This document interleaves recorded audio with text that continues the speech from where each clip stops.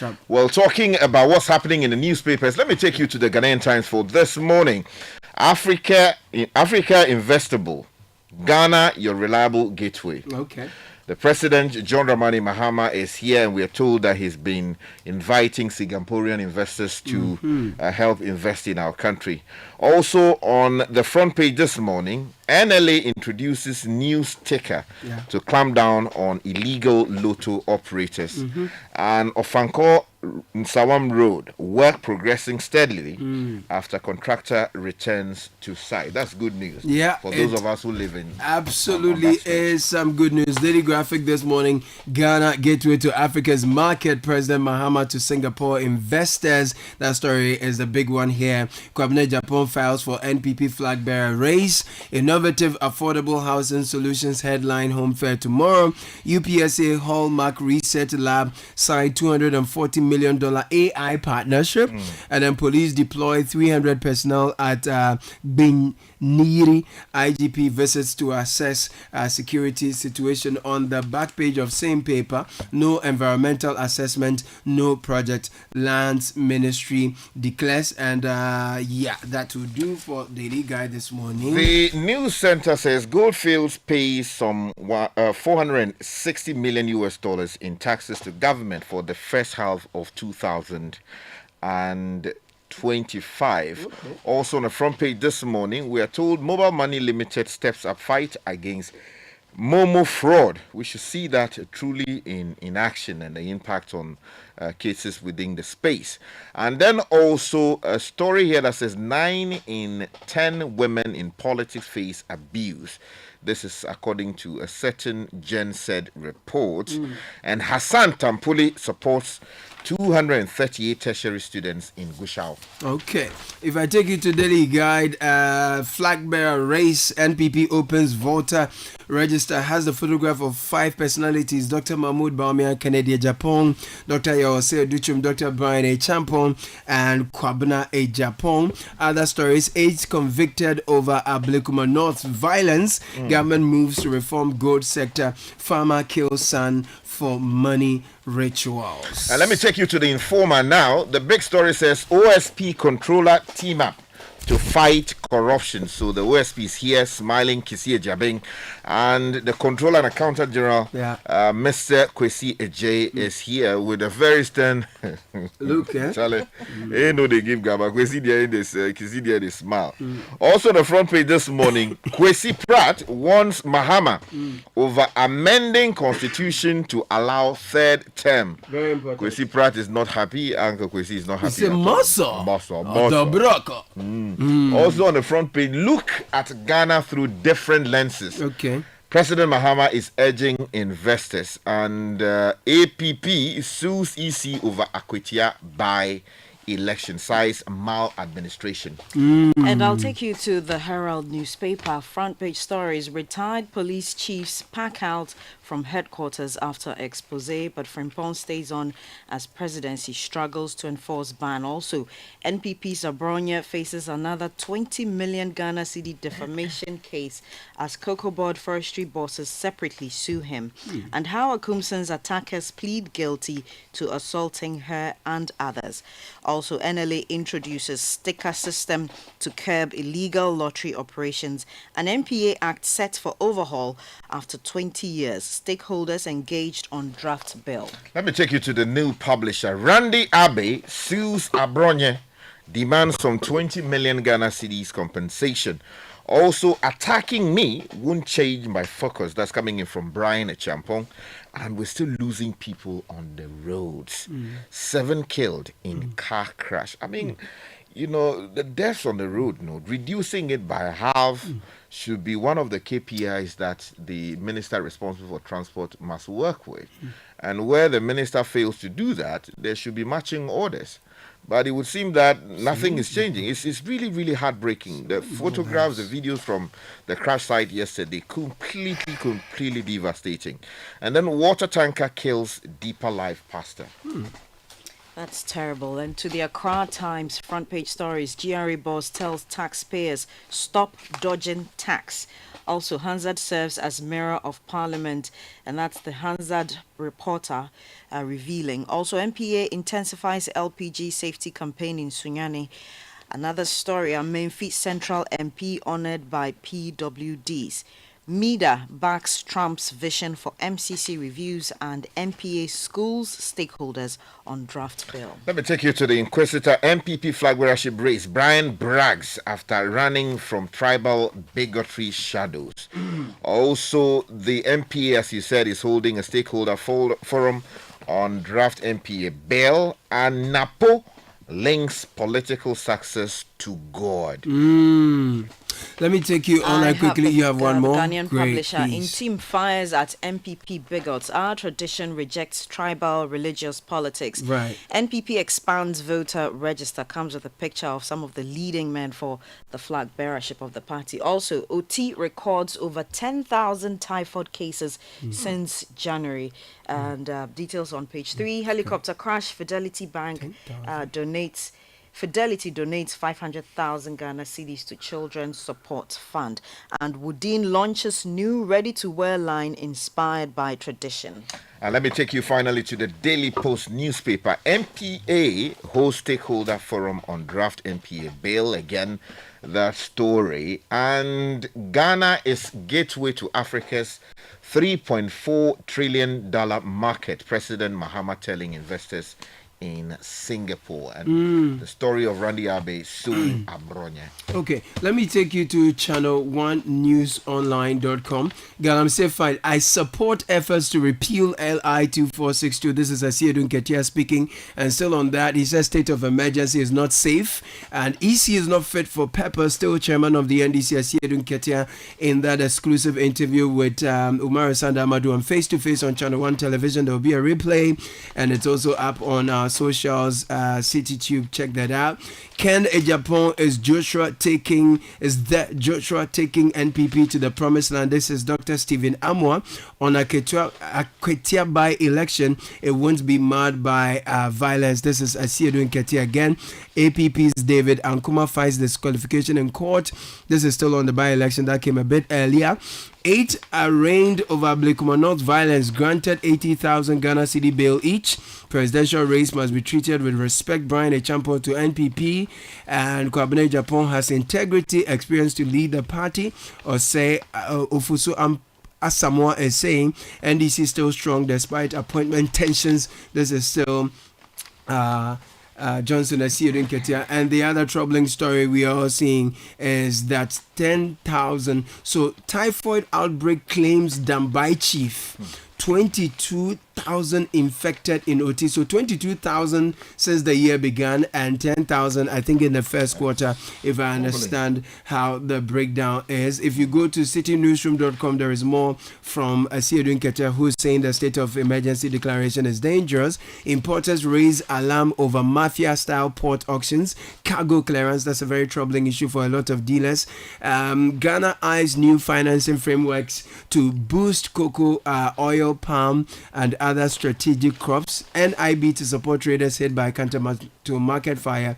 If you go to Majora Online quickly, Ghana, Nigeria explore butter deal. Electricity for gas, says Energy Minister. Galamsey declaring state of emergency could endanger our democracy. Asiedun Ketia quoted from that City News interview. Who owns Ghana's economy? Guta reviews a dangerous trend of country's economic ownership. This is the High Street Journal. Let's get into the details, gentlemen. I just want to draw attention quickly to the story on page 8 of the news center talking about the military and the police beefing up security in Savannah region. And our security operations have been strengthened in Sola, Gbinyeri, Jineri, and surrounding communities in the Savannah region in response to recent communal disturbances. Now, clashes over a land dispute in Gbinyeri on Sunday, August 24 this year, left at least 5 people dead and 6 others injured.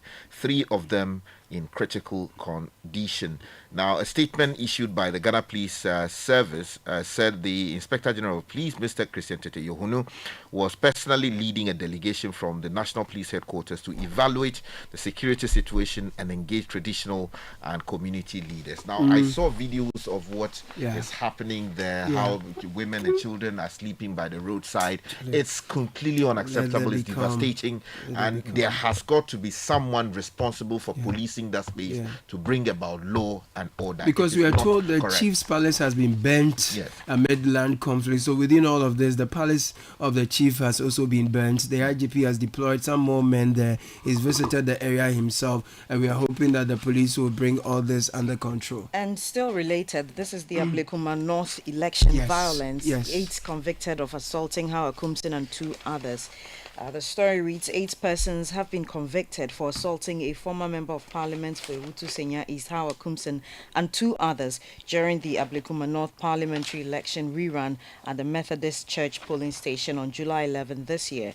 The 8, who were also convicted for assaulting a deputy organizer of the New Patriotic Party, Chris Lloyd Nikwe, and a trader from Malajo, Majid Mohammed Sana, pleaded guilty to 1 count of conspiracy to assault and 3 counts of assault when they appeared before the Accra Circuit Court yesterday. Talking about, there's some finality on this one. Yeah, it's important. Talking about court actions, if you go to page 2 of the Informer newspaper, we're told that the Action People's Party has accused the Electoral Commission of maladministration and has consequently dragged it to court over matters having to do with the Akwetia by-elections.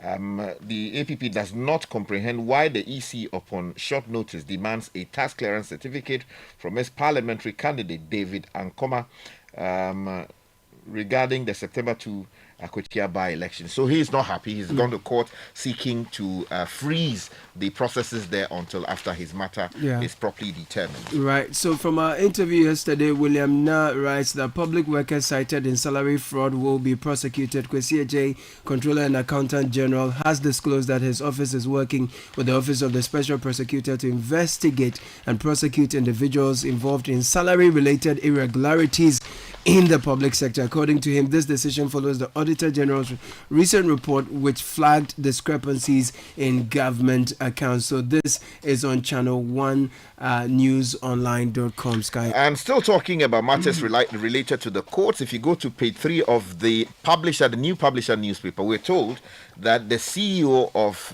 the Cocoa Board, Randy Abbey, has sued Abronye and is seeking 20 million Ghana cedis in damages for damaging his reputation. So that matter has been filed. It was filed on Tuesday, August 26, 2025. And he said that the gentleman had made false and malicious claims about him. So if you're interested in that story, grab a copy of the New Publisher. Okay, I'm staying with the Daily Graphic and some interesting story. Rubber production in Western region under threat. Legal miners turn attention to plantations. And the story reads, the country's natural rubber production has come under threat as illegal miners in the Western region have made incursions into mature rubber plantations, destroying trees ready for tapping.